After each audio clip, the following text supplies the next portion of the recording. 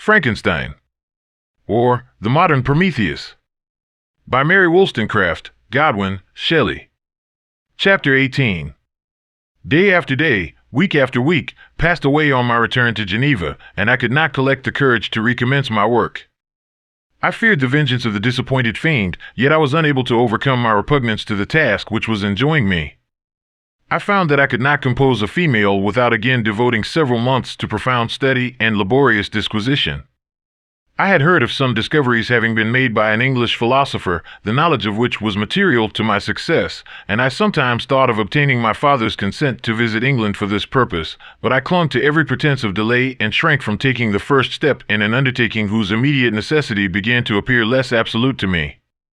A change indeed had taken place in me. My health, which had hitherto declined, was now much restored, and my spirits, when unchecked by the memory of my unhappy promise, rose proportionably. My father saw this change with pleasure, and he turned his thoughts towards the best method of eradicating the remains of my melancholy, which every now and then would return by fits, and with a devouring blackness overcast the approaching sunshine. At these moments I took refuge in the most perfect solitude. I passed whole days on the lake alone in a little boat, watching the clouds and listening to the rippling of the waves, silent and listless.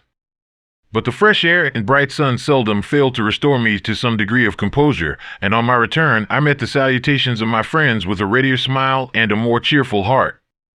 It was after my return from one of these rambles that my father, calling me aside, thus addressed me. "I am happy to remark, my dear son, that you have resumed your former pleasures and seem to be returning to yourself. And yet you are still unhappy and still avoid our society. For some time I was lost in conjecture as to the cause of this, but yesterday an idea struck me, and if it is well founded, I conjure you to avow it. Reserve on such a point would be not only useless, but draw down treble misery on us all."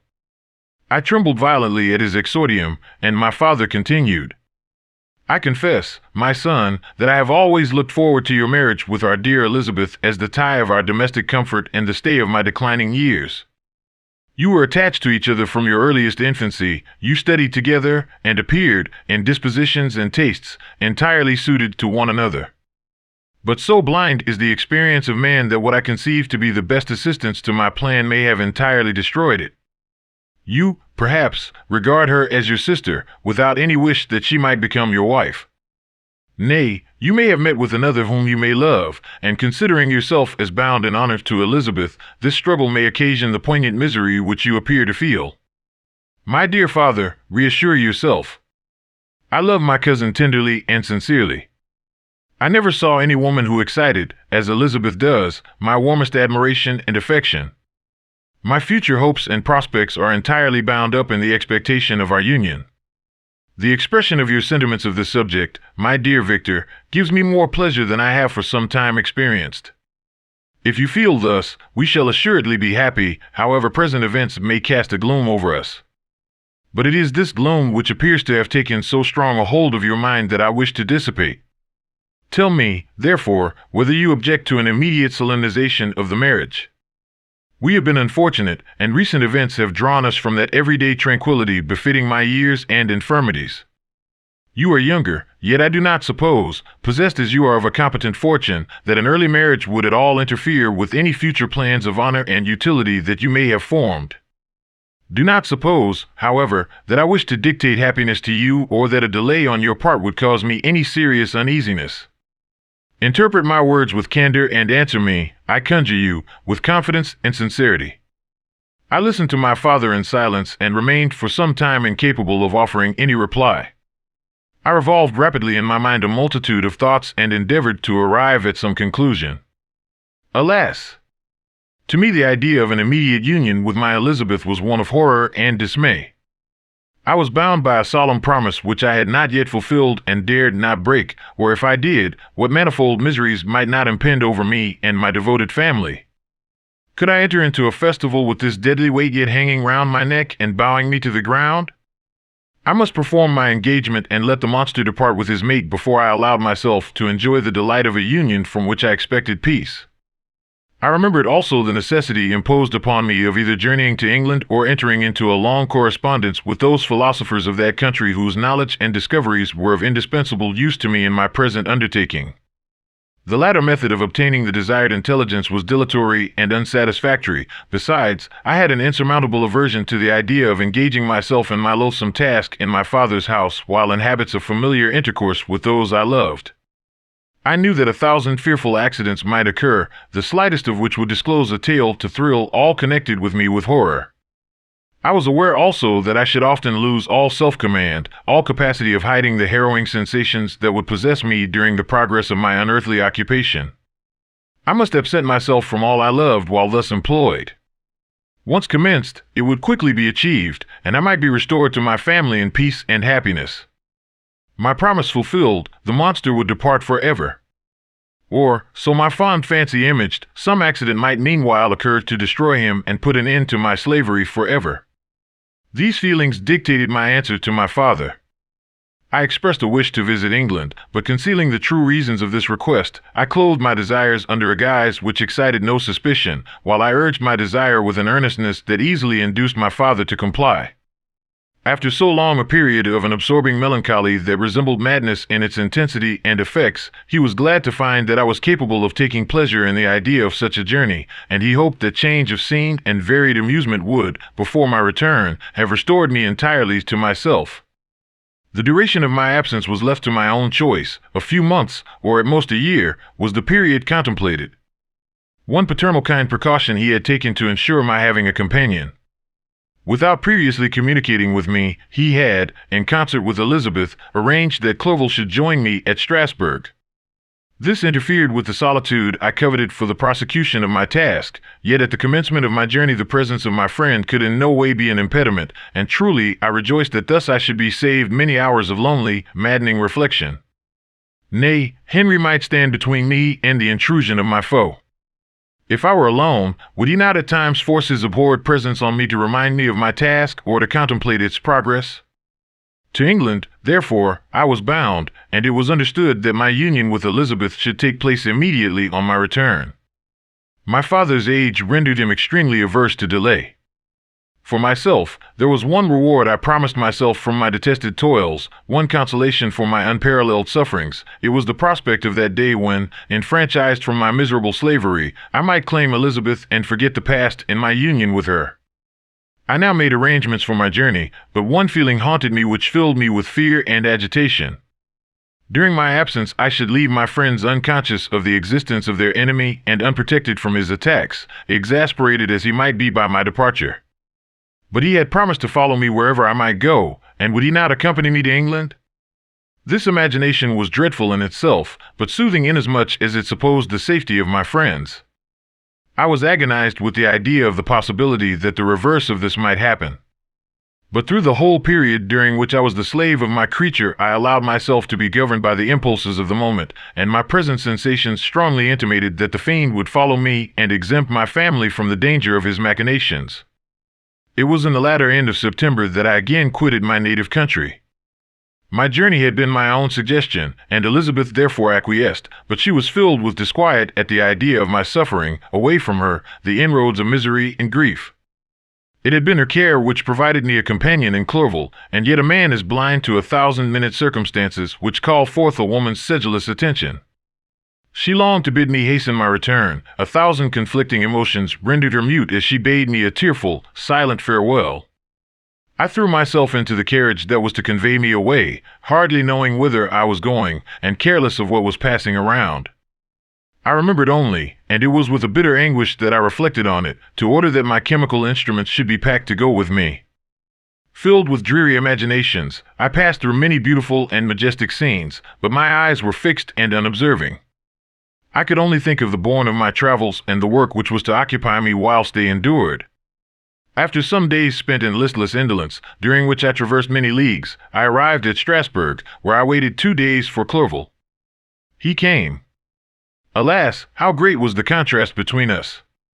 He was alive to every new scene, joyful when he saw the beauties of the setting sun, and more happy when he beheld it rise and recommence a new day. He pointed out to me the shifting colors of the landscape and the appearances of the sky. "This is what it is to live," he cried. "Now I enjoy existence. But you, my dear Frankenstein, wherefore are you desponding and sorrowful? In truth, I was occupied by gloomy thoughts and neither saw the descent of the evening star nor the golden sunrise reflected in the Rhine. And you, my friend, would be far more amused with the journal of Clerval, who observed the scenery with an eye of feeling and delight, than in listening to my reflections. I, a miserable wretch, haunted by a curse that shut up every avenue to enjoyment. We had agreed to descend the Rhine in a boat from Strasbourg to Rotterdam, whence we might take shipping for London. During this voyage, we passed many willowy islands and saw several beautiful towns. We stayed a day at Mannheim, and on the 5th from our departure from Strasbourg, arrived at Mainz. The course of the Rhine below Mainz becomes much more picturesque. The river descends rapidly and winds between hills, not high, but steep, and of beautiful forms. We saw many ruined castles standing on the edges of precipices, surrounded by black woods, high and inaccessible. This part of the Rhine, indeed, presents a singularly variegated landscape. In one spot you view rugged hills, ruined castles overlooking tremendous precipices, with the dark Rhine rushing beneath, and on the sudden turn of a promontory, flourishing vineyards with green sloping banks and a meandering river and populous towns occupy the scene. We traveled at the time of the vintage and heard the song of the laborers as we glided down the stream. Even I, depressed in mind, and my spirits continually agitated by gloomy feelings, even I was pleased. I lay at the bottom of the boat, and as I gazed on the cloudless blue sky, I seemed to drink in a tranquility to which I had long been a stranger. And if these were my sensations, who can describe those of Henry? He felt as if he had been transported to fairyland and enjoyed a happiness seldom tasted by man.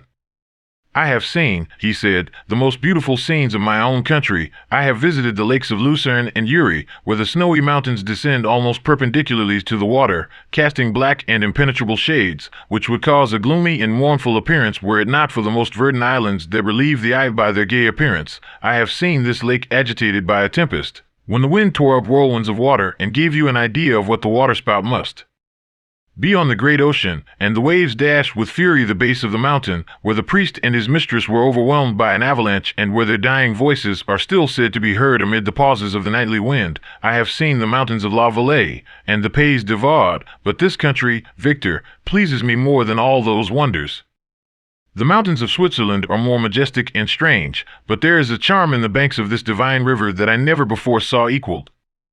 Look at that castle which overhangs yon precipice, and that also on the island, almost concealed amongst the foliage of those lovely trees, and now that group of laborers coming from among their vines, and that village half hid in the recess of the mountain.